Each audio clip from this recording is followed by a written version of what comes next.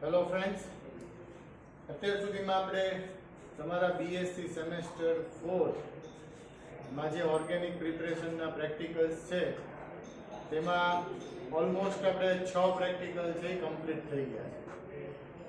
આજે તમારી 7મી પ્રિપરેશન છે અને પ્રિપરેશનનો એમ છે ટુ પ્રિપેર બેટા-ડાયનાઇટ્રોબેન્ઝીન ફ્રોમ નાઇટ્રોબેન્ઝીન.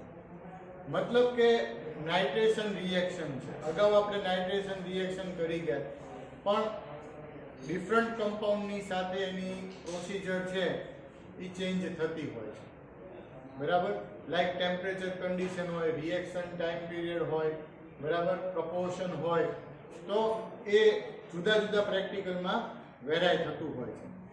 સો આજનો આપણો પ્રેક્ટિકલ છે એમાં મેટા-ડાયનાઇટ્રોબેન્ઝીન MDNB ની પ્રિપરેશન જે આપણે કરવાના છીએ, તો એમાં આપણું બેઝિક જે રો મટીરિયલ છે એ આપણું રહેશે નાઇટ્રોબેન્ઝીન.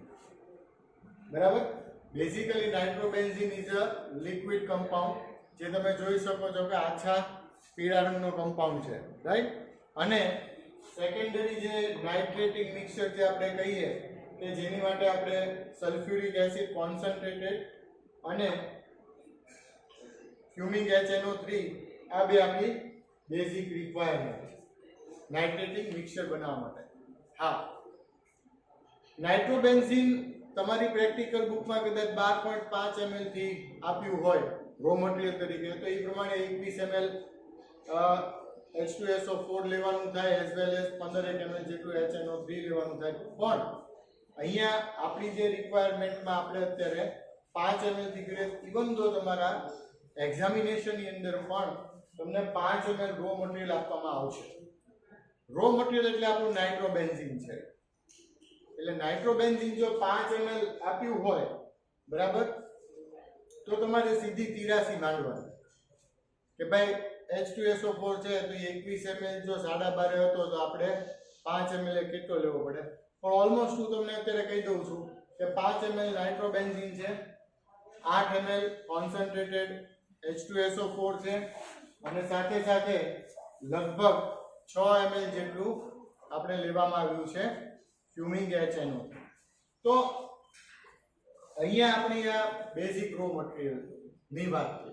હવે આપણે નાઇટ્રેશન કરાવવાનું છે, તો નાઇટ્રેશન માટે આપણે વળી પાછી કન્ડેન્સર એસેમ્બલીની જરૂરિયાત છે અહીંયા.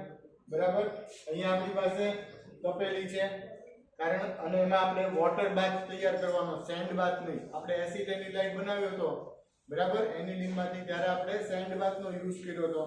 તો અહીંયા આપણે વોટર બાથ છે. વોટર બાથ જ્યારે હોય, તપેલી મૂકતા હોઈએ તો અહીંયા ફ્લેમ પ્રોટેક્ટર કે ટ્રાયપોડની ઉપર આપણે વાયર ગોઝ મૂકવાનો થતો નથી. ડાયરેક્ટ તપેલી મૂકીએ, એની અંદર આપણે આ ટ્રાયેંગલ મૂકવાનું થાય. બરાબર, પણ એસેમ્બલી આપણે હમણાં પછી એકવાર પાછી ગોઠવે, પહેલાં તમને શીખવાડેલું, પણ વળી એકવાર આ પ્રેક્ટિકલમાં એકવાર શીખવાડવામાં આવશે કે જેથી તમને લોકોને પરીક્ષા ડાયરેક્ટ દેવાની થાય ત્યારે એસેમ્બલી ગોઠવવામાં તકલીફ પડે નહીં. અહીંયા આપણો પ્રેક્ટિકલ છે ને આ બહુ ઇઝી છે આમ જોઈએ, કારણ કે રો મટીરિયલ એક જ છે, એઝ વેલ એઝ સાથે જે નાઇટ્રેટિક મિક્સચર છે એને આપણે રાઉન્ડ બોટમ ફ્લાસ્કમાં લઈ લેવાનું છે. બરાબર, એટલે કે પહેલા H2SO4 લઈએ, પછી આપણે HNO3 નાખી દઈએ, અને બેનું જે મિક્સચર તૈયાર થાય એને આપણે કહીએ છીએ નાઇટ્રેટિક મિક્સચર. નાઇટ્રેશન રિએક્શન શરૂ કરાવતા પહેલા નાઇટ્રેટિક મિક્સચરની અંદર પોર્સેલિનનો ટુકડો નાનો એવો, બરાબર, આપણી જે રકાબી કે પોર્સેલિન ડીશ કે જે હોય એનો નાનો એવો ટુકડો છે આની અંદર નાખી દેવાનો રહે, કે જેથી જ્યારે પ્રેક્ટિકલ ચાલુ હોય, હીટિંગ ચાલુ હોય, ત્યારે અંદરનું સોલ્યુશન છે બંક ન મારે. બરાબર, હવે થઈ જાય બે વસ્તુ, આપણે HNO3 અને H2SO4 નું મિક્સચર તૈયાર કરીએ, પછી આપણે એને એસેમ્બલીની અંદર જે ગોઠવીએ, હજી હીટિંગ ચાલુ નહીં કરવાનું થાય. આપણે એની અંદર 3 પોર્શનની અંદર આપણે જે નાઇટ્રોબેન્ઝીન લીધેલો છે એને એડિશન કરીશું. એટલે કે નાઇટ્રેટિક મિક્સચરની અંદર ઉપર કન્ડેન્સરમાંથી આપણે 5 ml છે, બરાબર, આપણી પાસે, તો આપણે એવું માનીને ચાલીએ કે ભાઈ 1.75 ml ના 3 પોર્શન કરીએ તો ઓલમોસ્ટ 5 થઈ જાય, બરાબર. એટલે અથવા તમે દોઢ ને 2 કરો, 2 પછી દોઢ કરો, એવી રીતના પણ 3 પોર્શનની અંદર ધીમે ધીમે એડિશન કરવાનું વિથ કોન્સ્ટન્ટ સ્ટરિંગ. અને એ એડિશન થઈ જાય ત્યાર પછી હીટિંગ શરૂ કરવાનું. અને હીટિંગ કન્ડિશન આપણને એમ કહે છે કે તમારે 30 મિનિટ સુધી બોઇલિંગ વોટર બાથ ઉપર ગરમ કરવાનું. આપણને શું કહે, 30 મિનિટ સુધી બોઇલિંગ વોટર બાથ ઉપર ગરમ કરવાનું. એટલે કે આપણે હીટિંગ શરૂ કરીએ તો હજી પાણી ઉકળતું નહીં હોય તપેલીમાં, એ ઉકળતા કદાચ 10 મિનિટ થશે. તો એ 10 મિનિટ છે એ ટાઈમ પીરિયડ આપણે ગણવાનો નથી. બોઇલિંગ શરૂ થાય ત્યારથી 30 મિનિટ ગણવાનું. એટલે ઓલમોસ્ટ આપણે એવું માની ચાલીએ કે 40-45 મિનિટ છે એક સરખા તાપમાને એને ગરમ કરીએ એટલે આપણું અંદર નાઇટ્રેશન રિએક્શન થાય અને જે નાઇટ્રો ગ્રુપ છે, બરાબર, એ મેટા પોઝિશનમાં જોડાય. એટલે મેટા ડાયનાઇટ્રો બેન્ઝીન કહેવાય. અને એનું પછી પોરિંગનું સ્ટેપ છે જે આપણે અવારનવાર કર્યું છે, એટલે એનું અત્યારે હું રિપીટેશન નથી કરતો. પણ અત્યારે આપણે ડાયરેક્ટલી આપણા પ્રેક્ટિકલ ઉપર જ સ્વિચ ઓવર થઈએ છીએ. આપણી સાથે યસ સર છે, એટલે આપણને એસેમ્બલી ગોઠવવામાં પણ સાથે રહી અને અમે બંને સમજાવીએ છીએ. હા વિદ્યાર્થી મિત્રો, તો આપણે આ જે મેટાડાયનાઇટ્રોબેન્ઝીન બનાવવાનો છે જેનું આપણે આગળ કેવી રીતે કરવું એ આપણે ઓરલી સમજ્યા. હવે આપણે એ પ્રેક્ટિકલી કેવી રીતે કરવું એ હું આગળ તમને ડેમોન્સ્ટ્રેટ કરું છું. તો સૌપ્રથમ આપણે જે ચેક કરી લેવાનું, જે બટન આપણું શરૂ હોય ત્યાં સૌપ્રથમ ફ્લેમ પ્રોટેક્ટર ગોઠવશું. ફ્લેમ પ્રોટેક્ટર શા માટે? આપણે જ્યારે ટ્રાયપોડ ગોઠવીએ છીએ તો ટ્રાયપોડ ચારે તરફથી ખુલ્લું હોય છે અને ક્યારેક હવાની અવર જવર થાય તો બર્નરની ફ્લેમ પૂરી આપણને મળતી નથી. એના માટે આપણે ફ્લેમ પ્રોટેક્ટર રાખીએ છીએ. હવે ફ્લેમ પ્રોટેક્ટર ગોઠવ્યા બાદ આપણે આપણું જે કન્ડેન્સર છે, કન્ડેન્સરની ગોઠવણી કરીશું. કન્ડેન્સર કઈ રીતે ગોઠવવાનું એ ઇમ્પોર્ટન્ટ છે. તો કન્ડેન્સરમાં જ્યારે ઘણીવાર આપણે રિફ્લક્સ મૂકવામાં આવે છે, ઘણીવાર આપણે વોટર રિફ્લક્સ મૂકવામાં આવે છે. તો રિફ્લક્સ કન્ડેન્સરમાં કેવું હોય કે જ્યારે રિફ્લક્સ કન્ડેન્સર આપણે મૂકવાનું હોય ત્યારે એમાં વોટર પાસ કરવાનું ન હોય, અને જ્યારે વોટર રિફ્લક્સ કરવાનું હોય કન્ડેન્સર ત્યારે એમાં વોટર પાસ કરવાનું હોય. અને ખાસ ધ્યાન રાખજો કે જ્યારે વોટર રિફ્લક્સ હોય અથવા રિફ્લક્સ કોઈ પણ હોય ત્યારે ઇનલેટ જે હોય એ આપણે નીચે હોવો જોઈએ.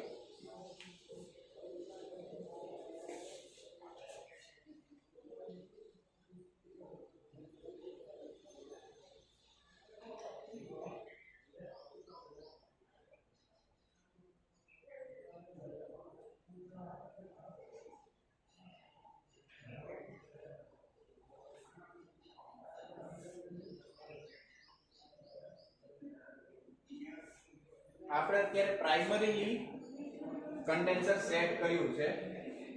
પછી ફર્ધર જ્યારે આપણે તપેલી અને આરબીએફ મૂકશું ત્યારે એને અકોર્ડિંગલી સેટ કરશું. હવે આપણી જે તપેલી છે એ આપણે વોટર બાથ મૂકવાનું છે, માટે એમાં ઇનફ વોટર આપણે રાખવાનું છે. ઘણીવાર શું થાય કે ઇનફ વોટર લીધું ન હોય, વોટર ઓછું રાખ્યું હોય તો ટેપ વોટર જ લેવાનું છે, એ ખાસ ધ્યાન રાખજો. અને જો વોટર ઇનફ ન લીધું હોય ને તો અમુક ટાઈમે એ ઇવોપરેટ થઈ જાય, પછી એમાં વોટર વધે નહીં, પછી આપણે બહારથી પાછું એડિશન કરવાનું રહે. તો બહારથી એડિશન કરીએ એટલે બહારનું જે વોટર હોય ટેપ વોટર એ થોડુંક એનું ટેમ્પરેચર લો હોય, અને આપણે એડિશન કરીએ એટલે આપણું જે તપેલીમાં વોટર હોય, બરાબર, એનું પણ ટેમ્પરેચર લો આવી જાય, પછી પાછું એ ટેમ્પરેચર પકડતા એને વાર લાગે. એટલા માટે પહેલેથી આપણે થોડુંક ઇનફ વોટર રાખવું, બરાબર છે. તપેલી આપણે ફ્લેમ પ્રોટેક્ટર ઉપર રાખીશું.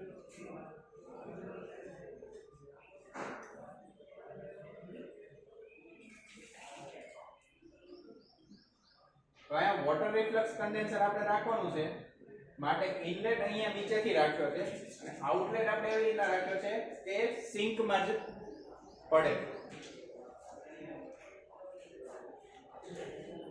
બીજી એક વસ્તુ મિત્રો, અહીંયા જ્યારે આપણે આ એસેમ્બલી ફીટ કરતા હોય ત્યારે કનેક્શન્સ ને એવી રીતના રાખવાના કે જેથી આપણું ટેબલ ના બગડે. તમે જોઈ શકો છો કે આપણે એસેમ્બલીને અહીંયા ની બદલે આપણે થોડુંક સિંક તરફ લઈ ગયા, બરાબર, જેથી આ સ્ટેન્ડ સિંક તરફ છે, આ કનેક્શનને તે વધારે સરળતાથી આપણે અહીંયા જોડી શકીએ.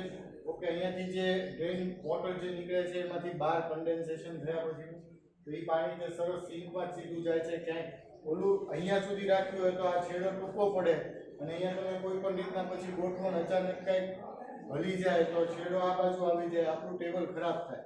એટલે હંમેશા ગોઠવવામાં ખૂબ જ ધ્યાન રાખવાનું છે. અને યશભાઈ કીધું એમ કે તમે આ જે અહીંયા મૂકો છો, બરાબર, તો લેવલ ને બધું પહેલા જોઈ લેવાનું, આરબીએફ ને એને સેટ કર્યું. હવે આ જે આપણું આરબીએફ છે એમાં આપણે સૌપ્રથમ નાઇટ્રેટિંગ મિક્સચર બનાવવાનું છે. પણ નાઇટ્રેટિંગ મિક્સચર બનાવતા પહેલા અહીંયા આપણે કન્ડેન્સર સાથે એનું લેવલ ચેક કરીશું. હવે સૌપ્રથમ આ જે આપણો ટ્રાયેંગલ છે એ તપેલીમાં રાખીશું.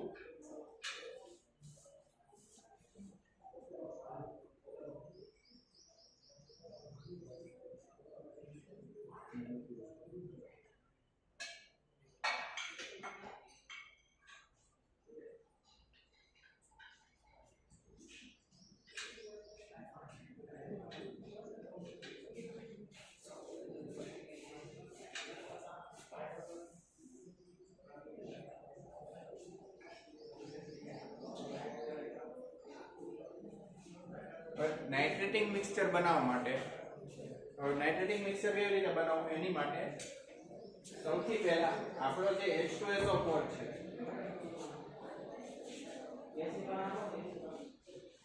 H2SO4 આપણે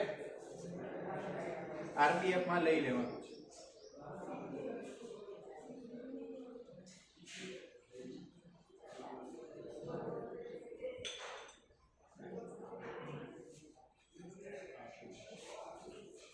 RBF માં લીધા બાદ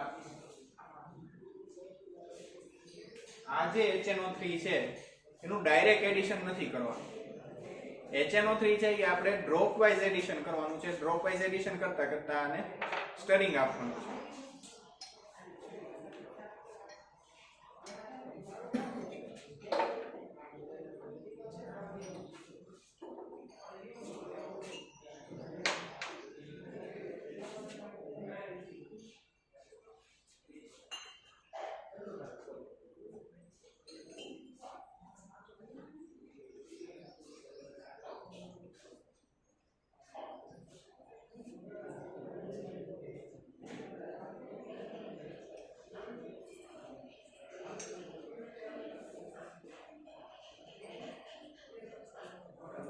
દર વખતે અમે સૂચના આપતા હોઈએ છીએ કે અહીંયા આપણે જે કોઈ પણ એસિડ્સનો યુઝ થાય છે એ કોન્સન્ટ્રેટેડ હોય છે.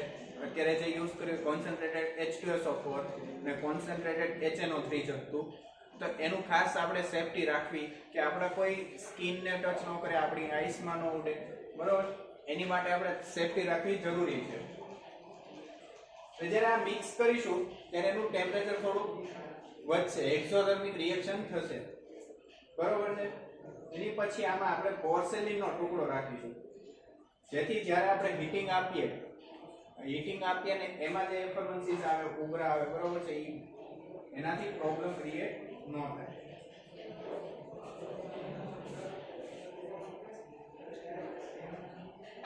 હવે આ આરબીએફ ને આપણે કન્ડેન્સર સાથે સેટ કરી દઈશું.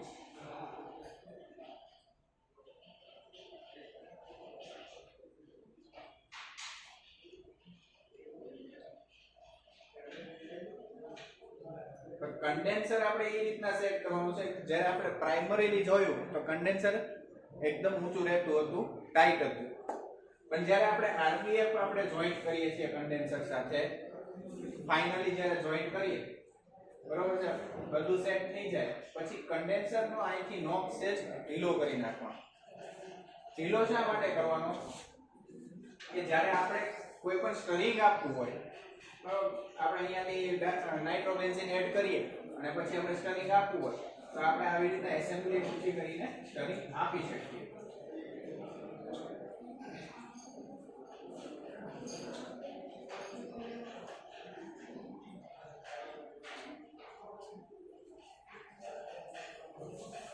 હવે આપણે સ્લોલી જેવી રીતના આપણે 3 પાર્ટમાં એડિશન કરવાનું કીધું છે એવી રીતના એડિશન કરીશું.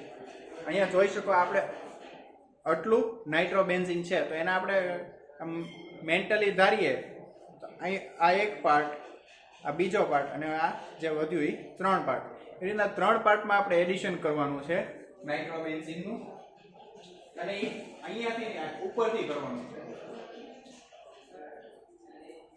એસેમ્બલી પેક થઈ ગઈ છે બરાબર. એટલે જ્યારે નાઇટ્રોબેન્ઝીન એડ કરીએ અને ફ્યુમ્સ થાય અહીંયા કન્ડેન્સેશન પાણી આપણે શરૂ કરી દીધું અને એ ગેપ વધારે મળે એટલે આપણે ઉપરથી જ એને એડિશન કરીએ, નહીં કે આ ખોલીને. બરાબર. એ ખાસ ચોકસાઈ રાખવાની છે, ધ્યાન રાખવાનું છે. અને 3 પાર્ટમાં યસ સરે કીધું એવી રીતના એડિશન આપણે શરૂ કરીએ છીએ.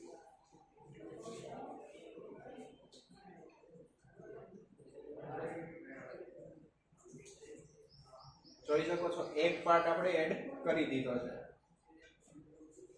અને ખાસ એકદમ સ્ટરિંગ આપવાનું છે જ્યારે એડિશન કરીએ ત્યારે. અહીંયા રવિ સર જે રીતના એડિશનની જે ટેકનિક યુઝ કરે છે, અહીંયાથી આપણે કન્ડેન્સરને પકડવાનું, નીચેથી આરબીએફને પકડવાનું, એવી રીતના જ આપણે સ્ટરિંગ આપવાનું અહીંયા જરૂરી છે.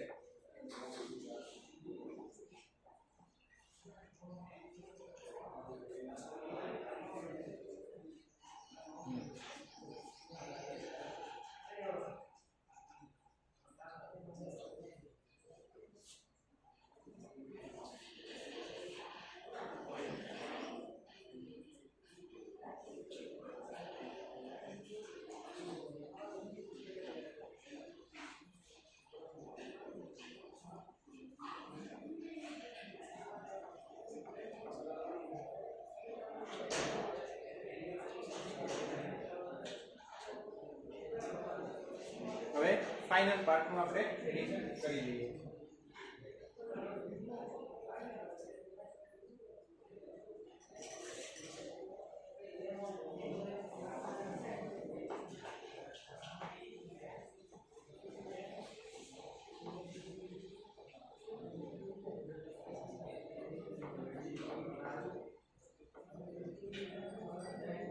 હવે 3 પાર્ટનું એડિશન પતી ગયું એટલે નાઇટ્રેટિંગ મિક્સરની અંદર આપણે નાઇટ્રોબેન્ઝીન એડ કરી દીધું.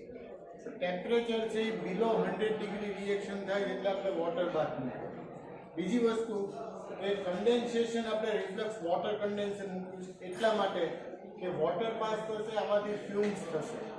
બરાબર. જાજી ફ્યુમ્સ ન થાય અને નાઇટ્રેશન રિએક્શન કમ્પ્લીટ થાય, ટેમ્પરેચરના લીધે બધી ફ્યુમ્સ નાઇટ્રોફ્યુમ્સ બહાર નીકળી જાય તો રિએક્શન અધૂરું રહેવાની સંભાવના રહે.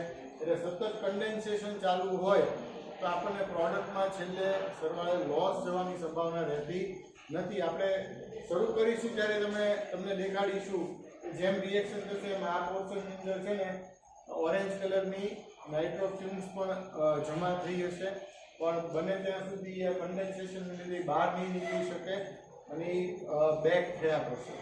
બરાબર. એટલે ખાસ અમુક વસ્તુ જે તમને આમાં પ્રિકોશન્સ અમુક ધ્યાન રાખવા જેવું બીજી બાબતો જે સમજાવી એ જ્યારે તમે લોકો પ્રેક્ટિકલ કરો ત્યારે તમારે ખાસ ફોલો કરવાની રહેશે. તો હવે આપણે બર્નર શરૂ કરીએ છીએ અને બોઇલિંગ વોટર બાથ ઉપર 30 મિનિટ આપણે ગરમ કરવાનું છે.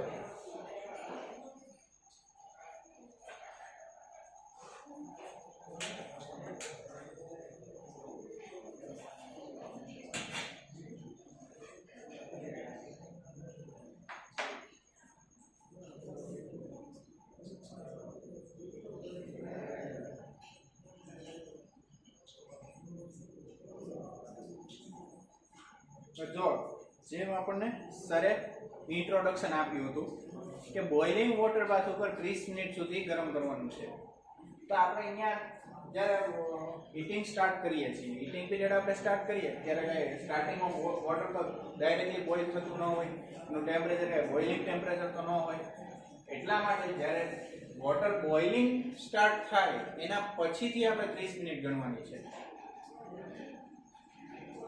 અને નોર્મલી 5 થી 10 મિનિટ વોટર બોઇલિંગ માટે લેતું હોય છે, એટલે આપણે 40 થી 45 મિનિટ એપ્રોક્સિમેટલી ગણી શકીએ કે 40 થી 45 મિનિટ આપણે જ્યારથી બર્નર શરૂ કરીએ એ પછીથી હીટિંગ આપવું જરૂરી બને છે. અને રિએક્ટિંગ મિક્સરને નોટ ફ્રીક્વન્ટલી બટ ઓકેઝનલી થોડી વારે અને થોડુંક સ્ટરિંગ આપતા રહેવાનું, એટલે થોરલી મિક્સિંગ અંદર ચાલુ. ઓકે, લાઈક દર 4-5 મિનિટે 2-4 વાર આમ કરી પાછું મૂકી દેવાનું. સતત એને સ્ટરિંગ આપવાની રિક્વાયરમેન્ટ નથી. ઓકે, તો હવે આપણે એને રિએક્શન થોડુંક થવા દઈએ છીએ અને પછી તમને જેમ રિએક્શન આગળ વધે છે એ તમને વચ્ચે દેખાડીએ છીએ. વિદ્યાર્થી મિત્રો, હવે આપણે હીટિંગ શરૂ કર્યું એને 10 મિનિટ થઈ ગઈ છે. 10 મિનિટ થઈ એટલે તમે અહીંયા જોઈ શકો છો કે વોટર બોઇલિંગ શરૂ છે. વોટર બોઇલિંગ થાય છે અને નાઇટ્રોની ફ્યુમ્સ પણ આપણને નીકળે છે. અહીંયા આપણે જોઈ શકીએ છીએ કે વોટર રિફ્લક્સ મૂકવાનું કારણ શું કે જે નાઇટ્રોની ફ્યુમ્સ જે થાય છે એ બહાર ન નીકળે, અહીંયા ને અહીંયા જે ઠંડી પડીને પાછી બેક થઈ જાય, એટલા માટે આપણે અહીંયા વોટર કન્ડેન્સર મૂક્યું છે. હવે આપણે જેમ ઓકેશનલી સ્ટરિંગનું કીધું હતું એવી જ રીતે અહીંયા આપણે સ્ટરિંગ આપીશું.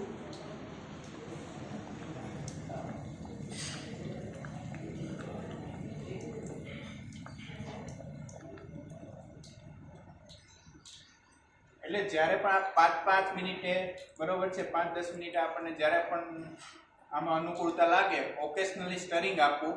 બરોબર, આપણી છે ને એપ્રોક્સિમેટલી 15 થી 20 મિનિટ જેવું થઈ ગયું છે. અને આપણે અહીંયા જોઈ શકીએ છીએ તો સ્ટાર્ટિંગમાં જ્યારે આપણે અહીંયા સ્ટાર્ટ કર્યું ત્યારે એકદમ ક્લિયર સોલ્યુશન હતું. જેમ જેમ હીટિંગ થતું ગયું ને એમાં જો ડાર્કર સાઈડ થતું ગયું. આની પહેલાં જોયું ત્યારે થોડુંક ડાર્ક હતું, આ એનાથી વધારે ડાર્ક થતું ગયું. તો આપણે અહીંયા કંઈ વધારે ખાસ કર્યું નથી.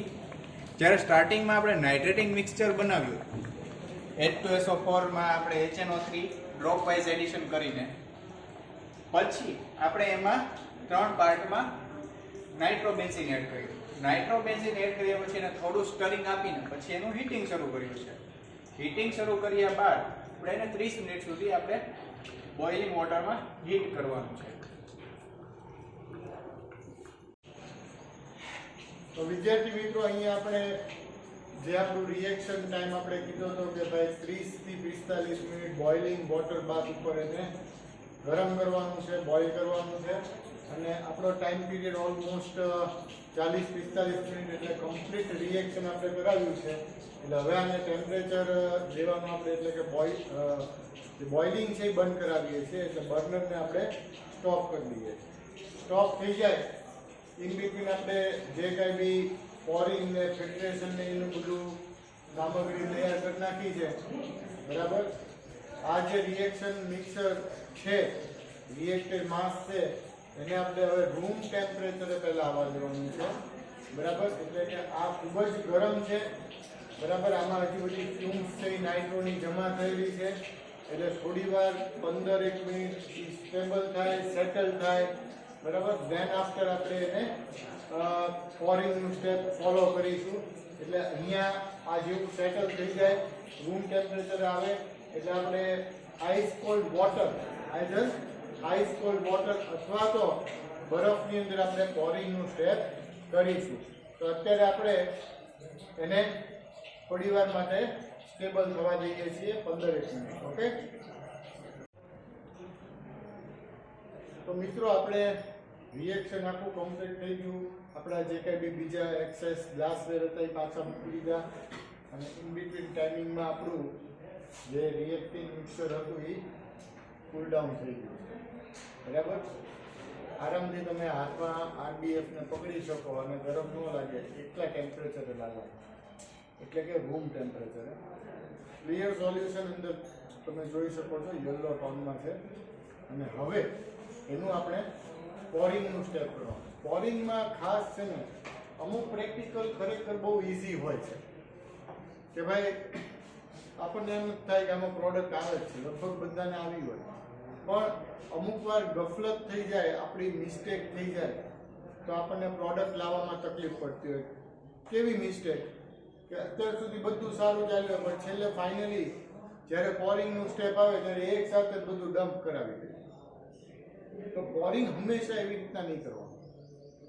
પોરિંગ માટેની મેથડ છે કે drop by drop with constant સ્ટરિંગ.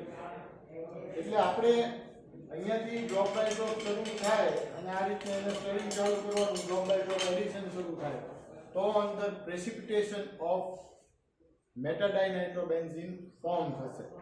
બરાબર, લાઇટ યલો કલરના સરસ પ્રેસિપિટેશન મળે જો પ્રોપર પોરિંગ કરી અને પ્રોપર સ્ટેપ ફોલો થયા હોય તો અહીંયા આપણે પોરિંગનું સ્ટેપ સ્ટાર્ટ કરીએ છીએ.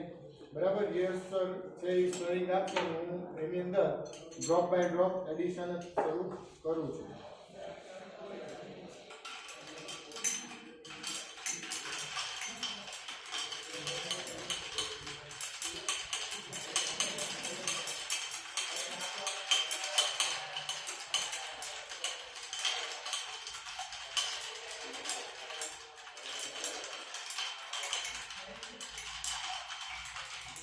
તમે જોઈ શકો છો અહીંયા નીચે પ્રેસિપિટેશન સરસ આવ્યા છે અને હજી તો આપણે ખાલી 5-6 ડ્રોપનું જ એડિશન કર્યું છે. હજી આપણું ઘણું બધું એડિશન બાકી છે એટલે સરસ પ્રોડક્ટ આવશે. બરાબર, અને વિથ કોન્સ્ટન્ટ કરી આપણે પાછું એડિશન સ્ટાર્ટ કરીએ.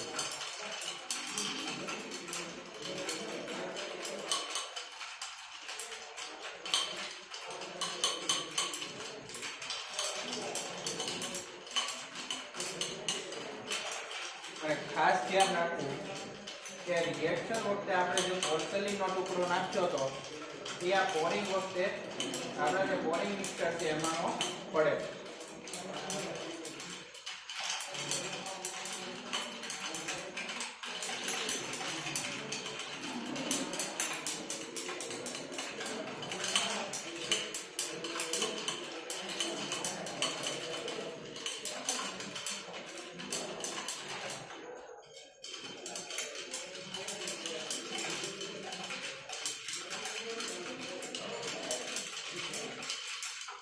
એડિશન વખતે એ પણ ધ્યાન રહે કે અહીંયા જે પોરિંગનું સોલ્યુશન છે એ જરીકે હીટ ન પકડવું જોઈએ, નહીંતર આપણી પ્રોડક્ટ છે એ શેર થઈ જવાની પણ સંભાવના રહે.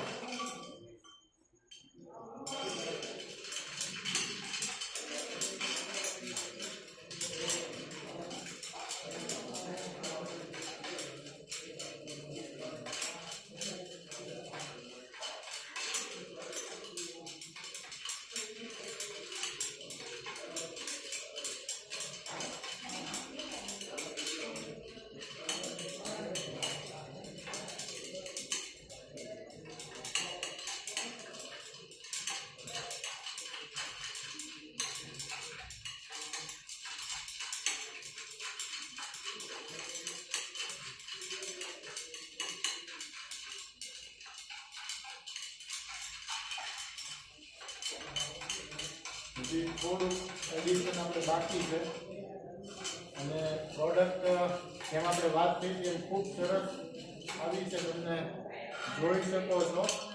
અને નીચે પ્રેસિપિટેશન છે એ સેટલ થશે.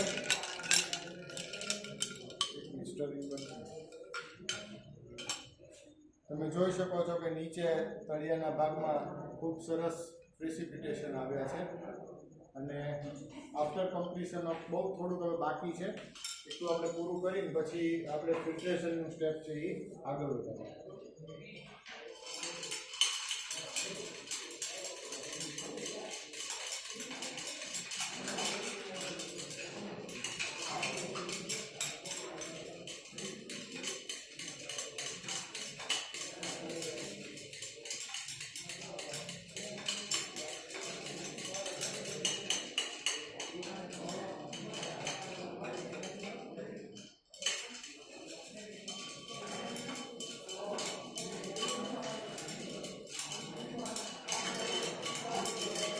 અહીંયા આપણે ક્લોકવાઇઝ તેમજ એન્ટી ક્લોકવાઇઝ કરીને રાખવું જેથી થ્રુલી પોરિંગનું સ્ટેપ કમ્પ્લીટ થાય.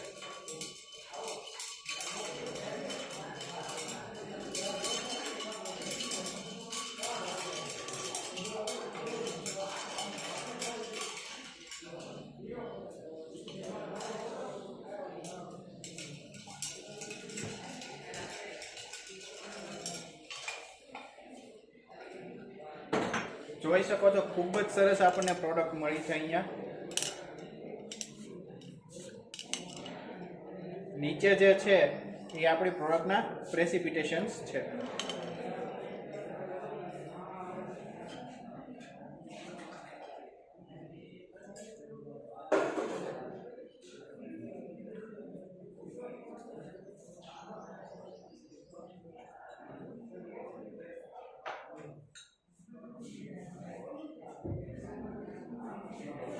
તો હવે કમ્પ્લીશન આપણે પ્રોડક્ટનું થઈ ગયું છે અને હવે એને આપણે ફિલ્ટ્રેશનનું સ્ટેપ છે એ ફોલો કરીએ છીએ.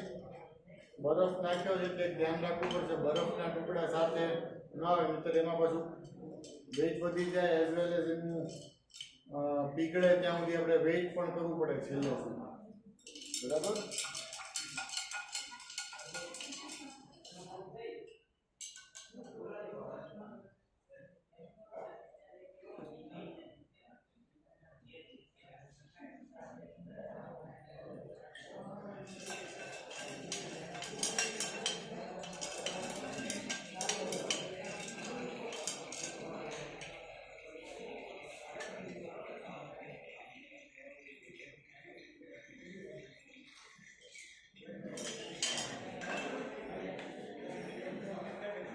અહીંયા ફિલ્ટ્રેશનનો રેટ ખૂબ સારો છે.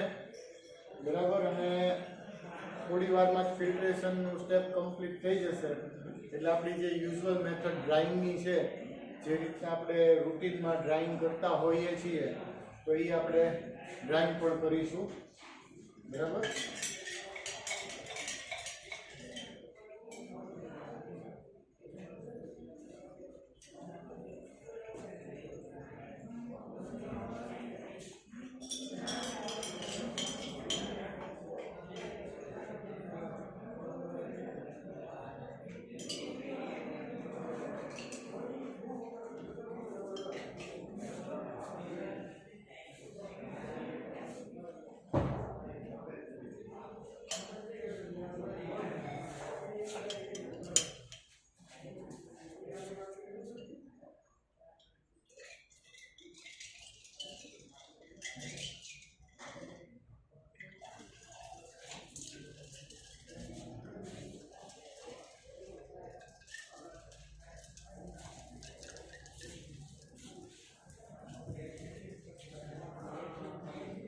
બીજું થોડોક મેટાડાઇનાઇટ્રોબેન્ઝીન છે બેઝિકલી ન્યુટ્રલ કમ્પાઉન્ડ છે એટલે એની બીજી કોઈ રિએક્ટિવિટી નથી પણ કદાચ એની અંદર એસિડની ને એની કોઈ ઇમ્પ્યુરિટી રહી ગઈ હોય રિએક્શન દરમિયાનની તો એની માટે આપણે જે આમાં થોડીક પ્રોડક્ટ ચોંટી રહી હતી તો આને આપણે ડિસ્ટિલ વોટરમાં થોડુંક લઈ લીધું છે અને ડિસ્ટિલ વોટરના વોશ પણ આપી દઈએ એટલે પ્રોડક્ટ છે એકદમ ક્લિયર થઈ જાય. ઓકે.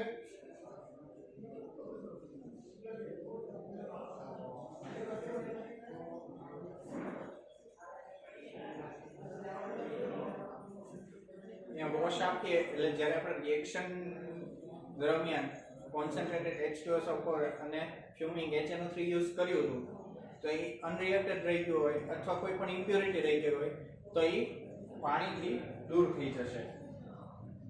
અને ખાસ ધ્યાન રાખવું કે ડિસ્ટિલ વોટરના વોશ આપવા.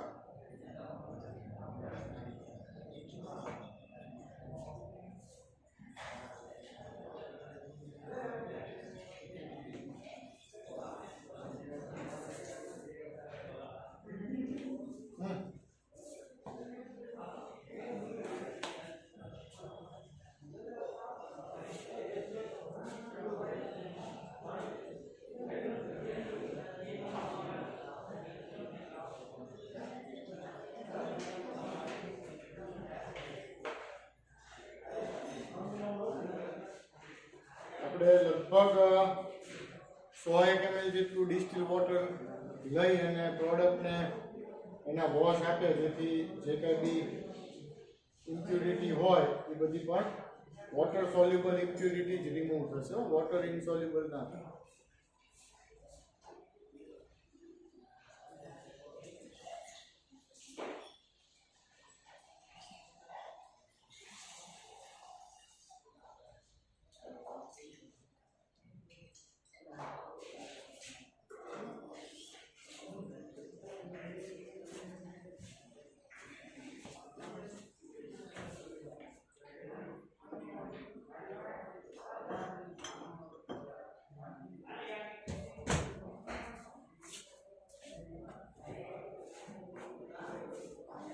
તો અહીંયા તમે લોકો જોઈ શકો છો કે ફિલ્ટ્રેશન છે એ ઓલમોસ્ટ કમ્પ્લીટ થઈ ગયું છે અને હવે આપણે જે રૂટીનમાં ડ્રાઇંગ કરતા હોઈએ છીએ એટલે એના માટે હું અહીંયાથી 2-3 ફિલ્ટર પેપર અહીંયા નીચે રાખું છું, બરાબર, અહીંયા મૂકું છું અને આ આખું જે માસ છે એને આ રીતના પકડી પહેલાં એમાંથી જે કોઈ લિક્વિડ ડ્રેન થાય એ આપણે કોશિશ કરીએ.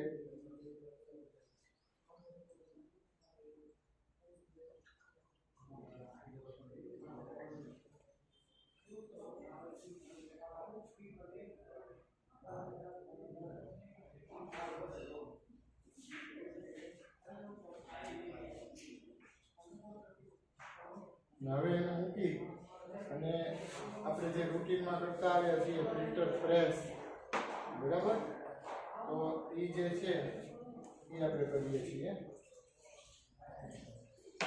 ફિલ્ટર પેપરનો બગાડ ન થાય એ રીતના 2-3 જ લેવાનું. તમે જુઓ કે હું કઈ રીતે યુઝ કરું છું કે જેથી ફિલ્ટર પેપર બગડે નહીં અને ઓવરનો યુઝ થાય, ફિલ્ટ્રેશન છે એ પ્રોપર વેમાં થાય.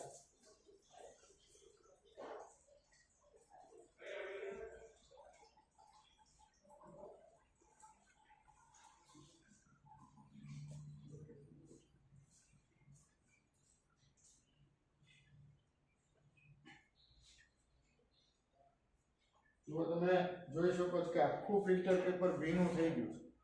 હવે હું એને બિનની અંદર નાખીશ, બરાબર. અહીંયા હજી આપણે ફર્ધર બીજા ફિલ્ટર પેપરમાં આને મૂકીએ છીએ અને આમાં તેને ફોરથી દબાવી અને ફિલ્ટર આઉટ કરાવીએ છીએ.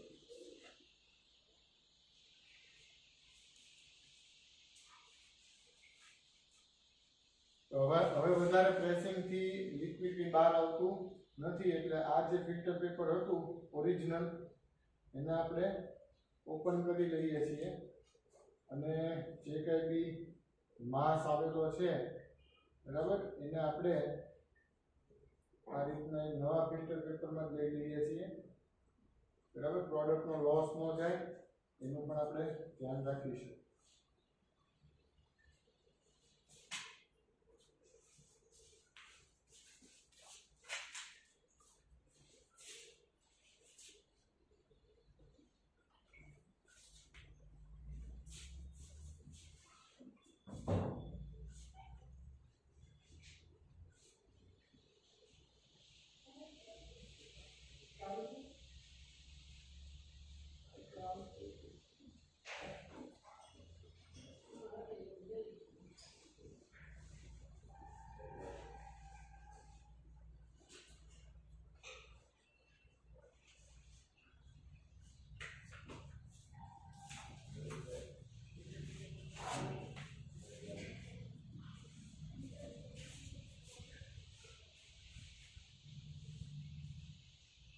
તમે જોઈ શકો છો સ્કાલ્પેલની મદદથી આપણે આ રીતના કેક કટિંગ કરવાનું છે અને ત્યારબાદ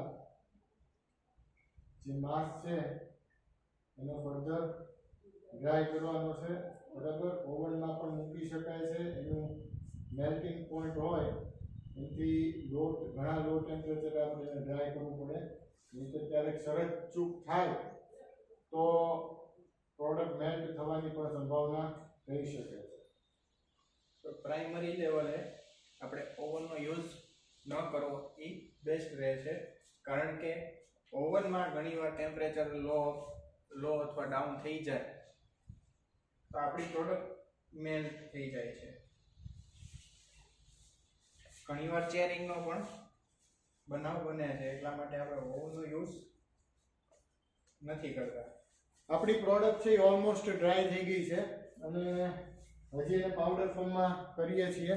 ધેન તમને યસ સર છે, બરાબર, એ કમ્પ્લીટ ડ્રાય થઈ જાય એટલે તમને કેલ્ક્યુલેશન્સ સમજાવશે અને જે કંઈ બી કેલ્ક્યુલેશન્સને એકોર્ડિંગલી આપણી પ્રેક્ટિકલ યીલ્ડ હોય એ પ્રમાણે તમને આખો પ્રેક્ટિકલ પૂરો કરાવશે, બરાબર. પ્રેક્ટિકલી કામ આપણું થઈ ગયું પૂરું. હવે તમે એની ગણતરી કેવી રીતના કરવાની છે એ તમને યસ. તો વિદ્યાર્થી મિત્રો, આજનો જે આપણો પ્રેક્ટિકલ હતો એ આપણે પ્રેક્ટિકલી પરફોર્મ કર્યો. પ્રેક્ટિકલી પરફોર્મ કર્યા બાદ આપણે થિયોરિટિકલ જોઈ પણ લીધો.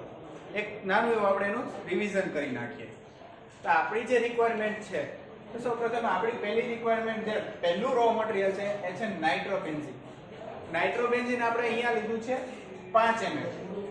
5 ml લીધા બાદ આપણે કોન્સન્ટ્રેટેડ H2SO4 8 ml લીધું ને ફ્યુમિક HNO3 6 ml લીધું. પછી ત્યારબાદ આપણે RBF ની અંદર કોન્સન્ટ્રેટેડ H2SO4 લઈ લીધું. ત્યારબાદ એમાં ડ્રોપ વાઇઝ HNO3 નું એડિશન કર્યું. એડિશન કર્યા બાદ એમાં આપણે પોર્સેલિનનો ટુકડો નાખીને આખી આપણે એસેમ્બલી સેટ કરી. બરોબર છે. જેમ કે આપણે એસેમ્બલી કેવી રીતના સેટ કરી, સૌપ્રથમ આપણે બર્નર ઉપર ફ્લેમ પ્રોટેક્ટર મૂક્યું. ફ્લેમ પ્રોટેક્ટર મૂક્યા બાદ એમાં તપેલી મૂકીને તપેલીમાં આપણે પાણી એડ કર્યું, ટેપ વોટર એડ કર્યા બાદ એમાં આપણે ટ્રાયેંગલ નાખ્યું. બરાબર. ટ્રાયેંગલ શા માટે? તો કે RBF જે છે એ આપણું આમથી આમ હલે નહીં. ટ્રાયેંગલ આપણે એડ કર્યા બાદ આપણે ઉપર કન્ડેન્સર એડ કર્યું. કન્ડેન્સર આપણું રિફ્લક્સ હતું એટલે ઊભું એડ કર્યું છે અને વોટર કન્ડેન્સર એડ કરવાનું છે માટે એમાંથી વોટર પાસ કર્યું ફોર ધ રિફ્લક્સ કન્ડેન્સેશન. હવે આટલું થયા બાદ આપણે 3 પાર્ટમાં આપણો નાઇટ્રોબેન્ઝીન એડ કર્યો.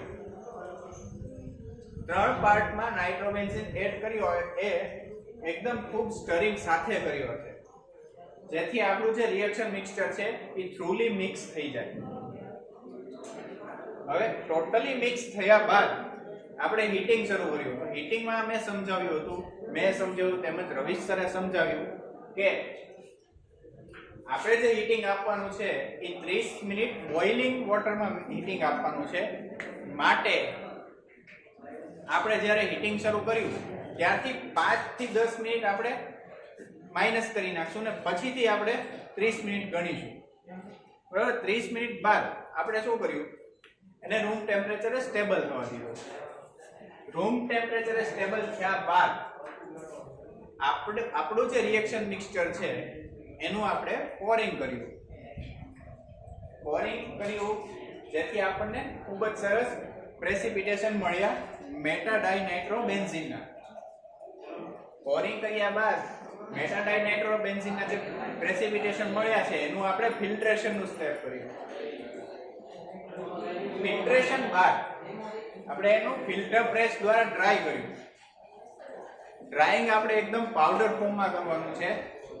પાવડર ફોર્મમાં શા માટે? જેથી આપણે જ્યારે ફાઇનલ જે કેલ્ક્યુલેશન કરવાની છે, જે હું તમને હમણાં સમજાવીશ, એ કેલ્ક્યુલેશનમાં જ્યારે આપણે ફાઇનલ પ્રોડક્ટ મળ્યું એનું વેઇટ કરીએ તો એમાં જો થોડો મોઇસ્ચર પાર્ટ હોય તો એનું વેઇટ એડ થઈ જાય. જે એડ ન થાય એના માટે થઈને આપણે ટોટલી પ્રોડક્ટ ડ્રાય કરવાની છે. ફિલ્ટર પ્રેસ દ્વારા જ ડ્રાય કરવાની છે. આપણે અહીંયા એકોન અથવા ઓવન કોઈનો ઉપયોગ નથી કરવાનો. ડ્રાય કર્યા બાદ આપણે જો એનું વેઇટ કર્યું તો આપણને જે મળ્યું 6.5 ગ્રામ એનું વેઇટ મળ્યું છે અને ખૂબ જ સરસ આપણને પ્રોડક્ટ મળી છે, એમાં આપણે કોઈ ડાઉટ નથી. એડિશન બાદ ડ્રાઇંગ બાદ આપણે વેઇટ કર્યું ત્યાર પછીનો આપણું જે થિયોરિટિકલ સ્ટેપ આવે છે એ છે કેલ્ક્યુલેશન. તો આપણે અહીંયા જોઈ લઈએ એકવાર આપણો એમ શું હતો, ટુ પ્રિપેર મેટાડાઇનાઇટ્રોબેન્ઝીન ફ્રોમ નાઇટ્રોબેન્ઝીન. અહીંયા જે નાઇટ્રોબેન્ઝીન છે એની આપણે નાઇટ્રેશન રિએક્શન કરી ફ્યુમિંગ HNO3 અને કોન્સન્ટ્રેટેડ H2SO4 સાથે, જેને આપણે મિક્સ કરીએ ને એને આપણે નાઇટ્રેટિક મિક્સચર કહીએ છીએ. બરાબર છે. તો આપણને મેટાડાઇનાઇટ્રોબેન્ઝીન મળે છે. આપણું જે રો મટીરીયલ હતું, મેઇન રો મટીરીયલ છે નાઇટ્રોબેન્ઝીન છે, એ આપણને મળ્યું હતું લિક્વિડ ફોર્મમાં. અને આપણું જે ફાઇનલ મટીરીયલ છે, જે આપણે જેના પ્રેસિપિટેશન આપણને જે આપણું રિક્વાયર્ડ છે, મેટાડાઇનાઇટ્રોબેન્ઝીન આપણને સોલિડ ફોર્મમાં મળ્યું છે. તો આમાં કેવું થશે લિક્વિડમાંથી સોલિડ મળ્યું છે. તો જ્યારે આવું હોય ત્યારે આપણે જે લિક્વિડ લીધું છે, અહીંયા 5 ml લીધું છે, એને આપણે એની ડેન્સિટી વડે ગુણીશું. એની ડેન્સિટી છે 1.2 ગ્રામ પ્રતિ ml. બરાબર છે. કેલ્ક્યુલેશન વખતે એને ડેન્સિટી વડે ગુણીશું જેથી એ ગ્રામમાં કન્વર્ટ થઈ જશે. તો હવે કેલ્ક્યુલેશન જોઈએ તો અહીંયા નાઇટ્રોબેન્ઝીનનું જે મોલેક્યુલર વેઇટ છે એ છે 123 ગ્રામ પ્રતિ મોલ અને મેટાડાઇનાઇટ્રોબેન્ઝીનનું છે એ 166 ગ્રામ પ્રતિ મોલ. તો જ્યારે આપણે 1 મોલ નાઇટ્રોબેન્ઝીન યુઝ કરીએ છીએ ત્યારે 1 મોલ મેટાડાઇનાઇટ્રોબેન્ઝીન મળે છે. તો એની માટે 1:1 રિએક્શન હોવાથી 123 ગ્રામ એ 166 ગ્રામ મળતું હોય તો આપણે અહીંયા 5.0 ml અને એની ડેન્સિટી 1.2 બરાબર એનો ગુણાકાર કરીએ તો આપણને મળે 6.0 ગ્રામ. તો 6 ગ્રામે આપણને મેટાડાઇનાઇટ્રોબેન્ઝીન થિયોરેટિકલી કેટલું મળવું જોઈએ? થિયોરેટિકલી એ આપણી આદર્શ કન્ડિશન છે. આદર્શ કન્ડિશન શા માટે? જ્યાં 0% પ્રોડક્ટ લોસ હોય. હવે પ્રોડક્ટ લોસ 0% શા માટે હોય? જ્યાં આપણે રો મટીરીયલ હોય સહેજ પણ વેસ્ટ ન થયું હોય તથા જે રિએક્શન કન્ડિશન હોય, જે નાઇટ્રેટિંગ મિક્સચર હોય આઈડિયલ હોય, પણ એવું આપણે પ્રેક્ટિકલી પોસિબલ નથી થઈ શકતું. માટે આપણે જો અહીંયા થિયોરેટિકલી ગણીએ છીએ એ આઈડિયલ કન્ડિશનમાં ગણીએ છીએ તો theoretical yield is equal to 6 into 166 divided by 123. તો આપણને થિયોરેટિકલ yield મળે છે 8 ગ્રામ. થિયોરેટિકલ yield આપણને મળી 8 ગ્રામ, પ્રેક્ટિકલ yield મળી 6.5 ગ્રામ. તો percentage of yield is equal to practical yield divided by theoretical yield into 100. હવે નોર્મલી જોવો ને તો આપણને જે percentage of yield મળતા હોય છે એ નોર્મલી જ્યારે આપણને સારામાં સારી yield મળે ને બેસ્ટ, જ્યારે આપણે એકદમ સરસ પ્રેક્ટિકલ કર્યું હોય ત્યારે 70 થી 90% ની વચ્ચે અરાઉન્ડ બિટવીન મળતી હોય છે. ઘણીવાર 95% પણ આપણને yield મળી શકે છે પણ 100% નથી મળતી. આપણે અહીંયા જોઈએ તો આપણને પ્રેક્ટિકલ yield મળી છે 6.5 અને આપણી થિયોરિટિકલ yield છે 8 ગ્રામ into 100 આપણને 81.25% yield મળી છે જે ખૂબ જ સરસ છે. તો આજના પ્રેક્ટિકલમાં આપણે મેટાડાઇનાઇટ્રોબેન્ઝીન બનાવે છે નાઇટ્રોબેન્ઝીનમાંથી, બરોબર છે. અને આમને આમ તમે પ્રેક્ટિકલના જે વિડિયોઝ જે આવે છે આપણા જોતા રહો અને એમાંથી તમે નવું નવું શીખતા રહો એવી મારી આશા છે. Thank you.